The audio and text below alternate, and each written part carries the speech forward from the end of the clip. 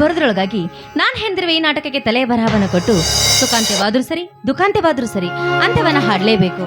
ಇದೇನು ಸಮಯ ಎಷ್ಟಾದ್ರೂ ನೀಲಕಂಠ ಇನ್ನೂ ಬರಲಿಲ್ಲಲ್ಲ, ಬರ್ಲಿ, ಹೇಗಾದ್ರೂ ಮಾಡಿ ಇವತ್ತೊಂದು ಕೊನೆ ನಿರ್ಧಾರವನ್ನ ಕೈಗೊಳ್ಳಲೇಬೇಕು.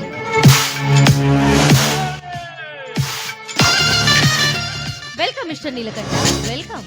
ಸಮಯ ಬಹಳವಾಗಿದ್ದರಿಂದ ನೀವು ಬರ್ತಿರಲ್ಲ ಅಂತ ನನ್ನ ಹೃದಯ ಒಂದೇ ಸಮಯ ಹೊಡ್ಕೊಳ್ತಾ ಇತ್ತು. ನೀನ್ ಹೇಳಿ ಕಳಿಸಿದ ಮೇಲೆ ಬರೆದು ಬಿಡೋದಕ್ಕಾಗತ್ತ? ಹೌದು, ಅಷ್ಟೊಂದು ಪಾರ್ಕ್, ಲಾಡ್ಜ್, ರೆಸ್ಟೋರೆಂಟ್ಗಳಿರ್ಬೇಕಾದ್ರೆ ನನ್ನನ್ನ ಈ ಮನೆಗೆ ಯಾಕೆ ಕರೆಸಿದಿ? ಮಿಸ್ಟರ್ ನೀಲಕಂಠ, ಹೆಣ್ಣು ಎಷ್ಟೇ ಶೌರ್ಯವಂತಳಾದ್ರೂ ಕೂಡ ಅವಳು ಈ ಸಮಾಜಕ್ಕೆ ಹೆದರ್ತಾಳೆ ಅನ್ನೋದನ್ನ ಮಾತ್ರ ಮರಿಬೇಡ. ಈ ಸಮುದಾಯದ ಬುಡಕಟ್ಟಿಗೆ ಅವಳು ತಲೆ ಬಾಗ್ಲೇಬೇಕಾಗುತ್ತೆ. ಅದು ಈ ಭವ್ಯ ಭಾರತದ ಪರಂಪರೆಯೂ ಹೌದು. ಮೇಲಾಗಿ ನನ್ನ ಶ್ರೀಮಂತ ಮನೆತನದ ಹೆಣ್ಣು, ಎಲ್ಲರ ಕಣ್ಗಳು ನನ್ನ ಮೇಲೇನೆ ಇರ್ತಾವೆ. ಅಷ್ಟಕ್ಕೂ ನನ್ನ ತಂದೆ ನನ್ನ ಸುತ್ತಲೂ ಸೃಷ್ಟಿಸಿರುವ ಅಕ್ಷಕಿರಣಗಳು ಯಾವಾಗಲೂ ನನ್ನ ಸುತ್ತಾನೇ ಸುತ್ತಾ ಇರ್ತಾರೆ. ಹೀಗಾಗಿ ನಾವಿಬ್ರು ಅಲ್ಲಿ ಇಲ್ಲಿ ಸೇರೋದು ಅಷ್ಟೊಂದು ಸಮಂಜಸವಲ್ಲ ಅಂತ ಯಾರಿಲ್ದರೆ ಮನೆಗೆ ನಿಮ್ಮನ್ನು ಆಹ್ವಾನಿಸಿದ್ದೇನೆ. ಸರಿ, ಮತ್ತೆ ತಡ ಶುರು ಆಗ್ಲಿ ನಮ್ ಸರಸ. ಸಮಾಧಾನ ನೀಲಕಂಠ, ಯಾಕೆ ಇಷ್ಟೊಂದು ಆತರ ಪಡ್ತಾ ಇದ್ದೀರಾ? ಮೊದಲನೇ ಬಾರಿ ಈ ಅರಮನೆಗೆ ಆಗಮಿಸಿದ್ದೀರಿ. ಮನೆಗೆ ಬಂದಿರುವ ಅತಿಥಿಗಳನ್ನ ಹಾಗೆ ಬರಮಾಡಿಕೊಳ್ಳೋದು ಮನೆಯ ಸಂಸ್ಕೃತಿನೂ ಅಲ್ಲ, ಸೌಜನ್ಯತೆನೂ ಅಲ್ಲ. ನಾನು ನಿಮ್ಗೂ ಒಂದು ಸವಿನೆನಪಿನ ಕಾಣಿಕೆ ತರ್ತೀನಿ. ಸರಿ, ತೆಗೆದುಕೊಂಡು ಬಾ.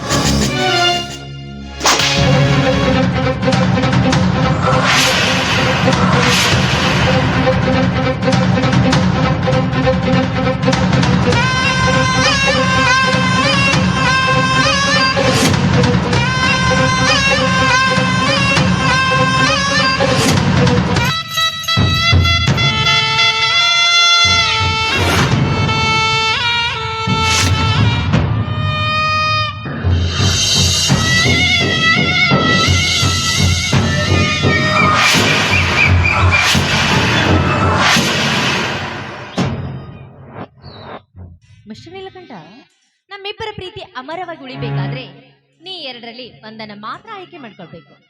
ಬಿಚ್ಚಿ ನೋಡ್ಬೋದಾ? ಬಿಚ್ಚಿ ನೋಡ್ಬಹುದು, ಆದ್ರೆ ಆಯ್ಕೆ ಮಾತ್ರ ಒಂದೇ ಆಗಿರುತ್ತೆ. ಹೌದಾ? ಕೊಡು.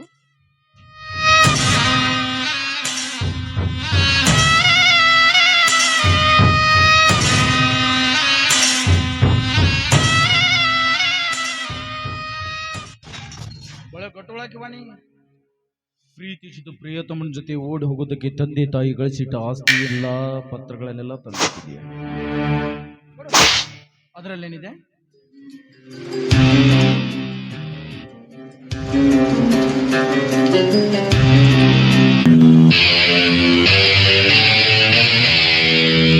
ಶ್ರಾವಣೆ, ಯಾಕೆ ಈ ರಾಖಿ? ಆವಾಜ್ ಮತ್ ಕರೋ ಗುರುಜಿ. ನೀನ್ ಸೃಷ್ಟಿಸಿರುವ ಈ ಚಕ್ರ ವಿಭಾದ 2 ಬತ್ತಳಿಕೆಗಳನ್ನ ನಿನ್ ಕೈಗೆ ಕೊಟ್ಟಾಗಿದೆ. ಇದರಲ್ಲಿ ಮೊದಲನೇದೇನಾದ್ರೂ ನೀನ್ ಆಯ್ಕೆ ಮಾಡಿಕೊಂಡಿದ್ದೆ ಆದ್ರೆ ನಮ್ಮ ಸರ್ವ ಸಂಪತ್ತು ನಿನ್ನ ಕೈ ಸೇರುತ್ತೆ.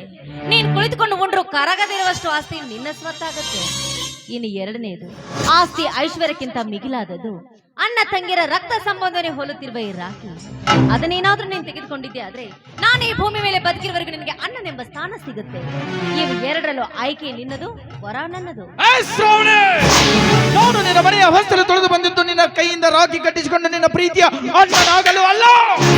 ಬಹುದಿನದಿಂದ ನನ್ನ ಕನಸಾದ ನಿನ್ನ ದೇಹದ ಒಂದೊಂದು ಚಿಂಚು ಭಾಗ ಭಾವಿಸಬೇಕೆಂಬ ಹೆಬ್ಬಯಕೆಯಿಂದ ಸುಮ್ಮನೆ ನನ್ನ ಬಂದು ನನ್ನ ಒಳಗ್ಬೇಕಷ್ಟೇ. ಸಾಧ್ಯವಾಗದಿರೋ ಮಾತು. ದುಡ್ಡಿಗೋಸ್ಕರವಾಗಿ ಶ್ರೀಮಂತ ಹೆಣ್ಣುಗಳ ಹಿಂದೆ ಬಿದ್ದಿದೀಯಾ? ದುಡ್ಡು ಕೊಟ್ಟರೆ ನೀನು ಹೊರಟೋಗ್ಬೋದು ಅಂತ ನಾನು ಭಾವಿಸಿದ್ದೆ. ಆದ್ರೆ 2 ಬಹುಮಾನಗಳನ್ನ ತೆಗೆದುಕೊಳ್ಳಲು ಯೋಗ್ಯತೆ ಇದ್ರು ನಿನ್ನಂತವನಿಗೆ 3ನೇ ಬಹುಮಾನ ಕೊಡೋದು ಉತ್ತಮ ಅಂತ ನನಗೂ ಅನ್ಸುತ್ತೆ. 3ನೇ ಬಹುಮಾನ ತೆಗೆದುಕೊಳ್ಳೋದಕ್ಕೆ ಸಿದ್ಧನಾಗಿರು.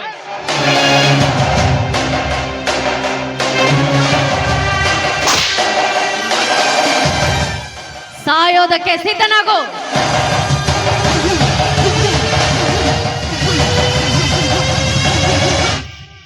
Don't shoot me. ಶೂಟ್ ಮಾಡಬೇಡ, ಶೂಟ್ ಮಾಡಬೇಡ. ಶೂಟ್ ಮಾಡ್ತೀಯ? Come on come on, shoot me. ಬೇಡ ನೀಲ್ಕಂಠ, ಹತ್ರ ಬರಬೇಡ, ಹತ್ರ ಬರಬೇಡ.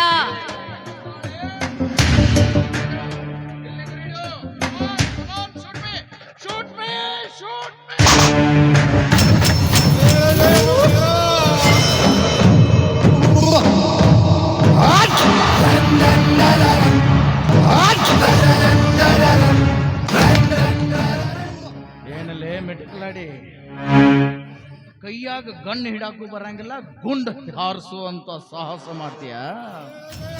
ನಾನು ನಿನ್ನ ಬಿಟ್ಟು ಬಿಡೋಣ ಅನ್ಕೊಂಡಿದ್ದೆ.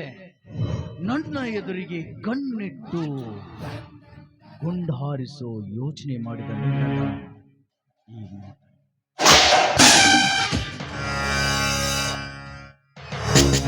ನಾ ಮನೆ ದೇವ್ರಿಗೆ ಹೋಗಿ ಪೂಜೆ ಮಾಡಿಸ್ಕೊಂಡ್ ಬಂದ ತಕ್ಷಣ ಇವಾಗ ನನ್ನ ಮನಸ್ಸಿಗೆ ಸಮಾಧಾನ ಆಯ್ತು. ನನಗೂ ನಮ್ಮ ಸಮಾಧಾನ ಆಯ್ತು. ಜೊತೆಯಲ್ಲಿ ನಮ್ಮ ಶ್ರಾವಣಿನ ಕರ್ಸ್ಕೊಂಡು ಹೋಗಿದ್ರೆ ಅವಳು ತುಂಬಾ ಖುಷಿ ಪಡ್ತಾ ಇತ್ತು. ಹೌದು. ಏನ್ ಮಾಡ್ತಾರೆ ಶ್ರಾವಣಿ ರೀ? ಏನಿದೆಲ್ಲ? ನಮ್ಮ ಮನೆಗೆ ಯಾರಾದ್ರೂ ಕಳ್ರು ಬಂದಿದ್ದಾರ? ನೋಡು ಶ್ರಾವಣಿ, ಶ್ರಾವಣಿ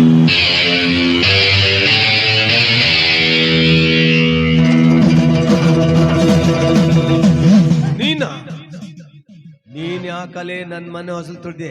ವೆಲ್ಕಮ್ ಬಗಳಲೆ ಭಿಕಾರಿ. ವೆಲ್ಕಮ್ ಮಿಸ್ಟರ್ ಜಮೀನ್ದಾರ್. ಇನ್ನೊಂದು 5 ನಿಮಿಷ ಲೇಟ್ ಆಗಿ ಬಂದ್ರೆ ನಿನ್ನ ಮಗಳ ಕತೆ ಮುಗ್ದೋಗ್ತಾಯಿತ್ತು. ಅರ್ಥ ಆಗ್ಲಿಲ್ವಾ? ಅಂದ್ರೆ ಒಳಗಡೆ ನಡೀತಾ ಇರೋದು ನಿನ್ನ ಮಗಳ ಶ್ರಾವಣಿ ಶೋಭನಾ.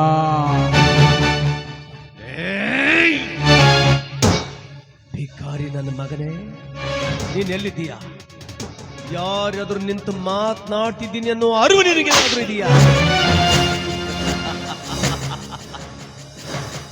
ನಿನ್ನನ್ನು ಹುಡುಕಾಡಿ ಕಡಿಯುವ ಶ್ರಮವನ್ನು ಕೊಡ್ಲಿಲ್ಲ ಭಗವಂತ. ಆಶಿತ ಹೆಬ್ಬುಲಿಯ ಗವಿ ಬಗಿಲಿಗೆ ತೋಳ ತಾನಾಗಿಯೇ ಬಂದಂತೆ ನೀನಾಗಿಯೇ ಬಂದು ನನ್ನ ಭದ್ರಕೋಟೆಯಲ್ಲಿ ಸಿಕ್ಕಾಕೊಂಡ್ಬಿಟ್ಟೆ. ಇವತ್ತು ನಿನ್ನ ಜೀವ ಸಹಿತ ಉಳಿಸೋದಿಲ್ಲ.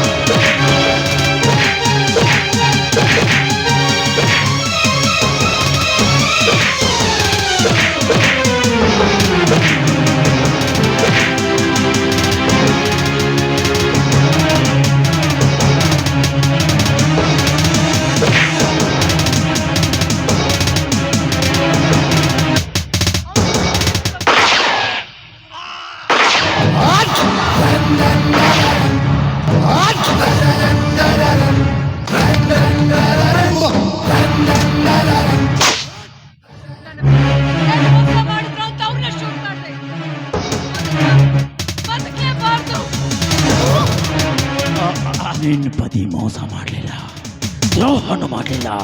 ಆದ್ರೆ ನಿನ್ನ ಪತಿ ಅಂತ ಶ್ರೀಮಂತ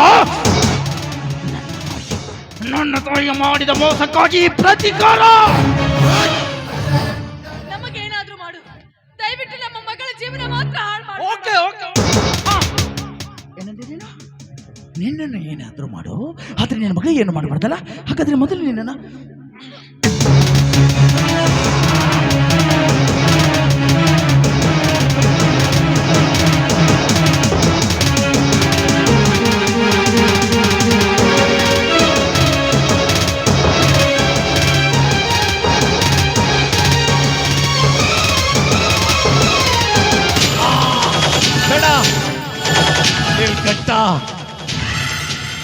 ನನ್ನ ಮಗಳು ಹಾಳು ಮಾಡ್ತೀನಿ.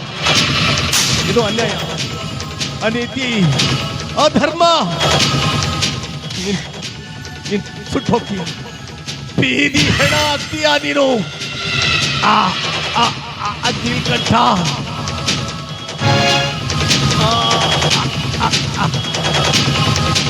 ಪಾರ್ವತಿ, ಪಾರ್ವತಿ.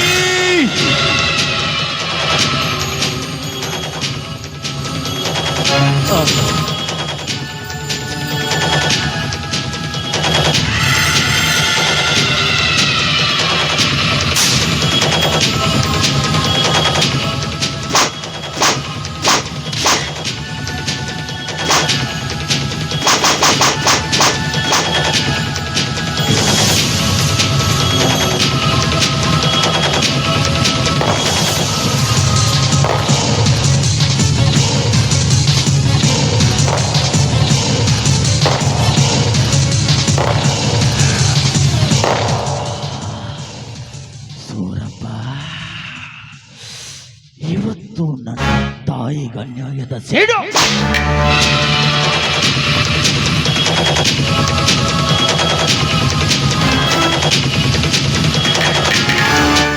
ತೀರಾಯ್ತಾ? ಆಗ್ಲೇ ನಿನ್ನ ಹೆಂಡತಿ ಜೊತೆ ನಿನ್ನನ್ನು ಯಮಲೋಕಕ್ಕೆ ಕಳಿಸ್ತಾ ಇದ್ದೆ, ಆದ್ರೆ ಯಾಕೆ ಕಳಿಸ್ಲಿಲ್ಲ?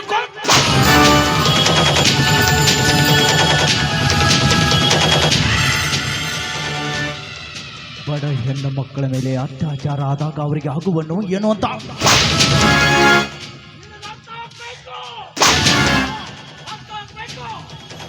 ಈಗ ನಿನ್ನ ಮಗಳು ಬರ್ತಾಳೆ, ಅವಳ ಪರಿಸ್ಥಿತಿಯನ್ನು ನೀನು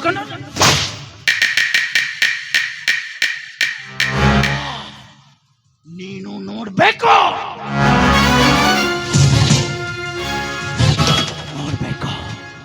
ಈಗ ನಿನ್ನ ಬೆಟ್ಟಿ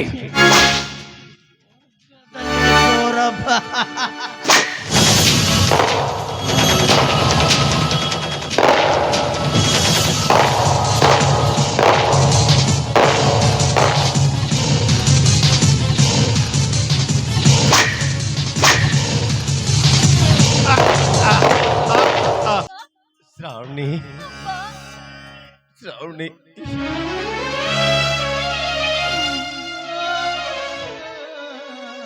ನನ್ನನ್ನ ದಯವಿಟ್ಟು ಕ್ಷಮಿಸಮ್ಮ. ನಿನ್ನನ್ನ ರಕ್ಷಣೆ ಮಾಡೋದಕ್ಕೆ ನನ್ನ ಕೈಯಿಂದ ಆಗ್ಲಿಲ್ವಲ್ಲ ತಾಯಿ. ನಿಮ್ಮ ಸ್ಥಿತಿಗೆ ನಾನೇ ಕಾರಣಗಳು ಅಪ್ಪ. ಇಲ್ಲಮ್ಮ, ಇಲ್ಲ, ನಮ್ ದುರ್ದೈವ. ಶ್ರಾವಣಿ, ನಾನಿನ್ನು ಹೆಚ್ಚು ಕಾಲ ಉಳಿಯೋದಿಲ್ಲ. ಹಾಗೆಲ್ಲ ಮಾತಾಡ್ಬೇಡಿ ಅಪ್ಪ. ಅಪ್ಪ ನಡೆಯಪ್ಪ, ಮೊದಲು ನಾವು ಆಸ್ಪತ್ರೆಗೆ ಹೋಗೋಣ ಅಪ್ಪ. ಬೇಡಮ್ಮ, ಕತೆ ಮುಗಿತಾ ಬರ್ತಾ ಇದೆ.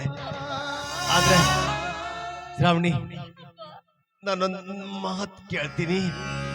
ನನ್ನ ಮಾತು ದಯವಿಟ್ಟು ನಡೆಸ್ಕೊಡ್ತೀಯ?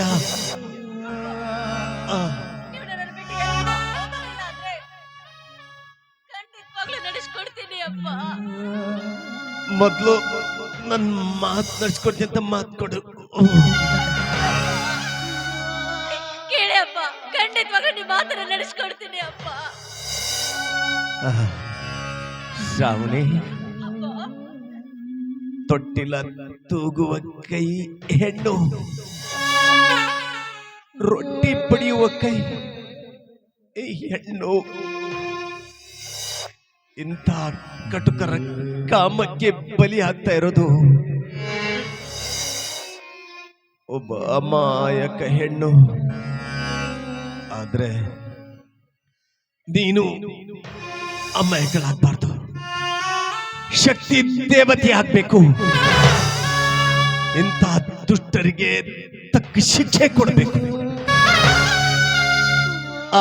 ಆ ಶಿಕ್ಷೆ ಆಗಿರ್ಬೇಕು ಅಂದ್ರೆ ಮೃಗವಾಗಿರುವ ಅವನನ್ನು ಮರಳಿ ಮನುಷ್ಯನನ್ನಾಗಿ ರೂಪಿಸಬೇಕು. ಅದಕ್ಕೆ ಸರಿಯಾದ ದಾರಿ ಅಂದ್ರೆ ನೀನು ಅವನನ್ನೇ ಮದುವೆ ಮಾಡ್ಕೋಬೇಕು.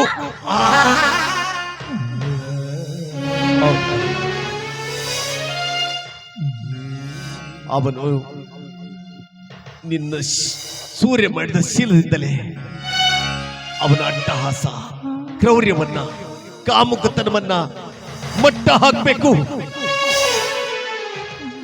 ನಾನು ನಿನ್ನ ಹೊಟ್ಟೆಯಲ್ಲಿ ಮತ್ತೆ ಹುಟ್ಟಿ ಬಂದು ಅದನ್ನೆಲ್ಲ ಕಣ್ತುಂಬ ಕಾಣ್ಬೇಕು. ಶ್ರಾವಣಿ,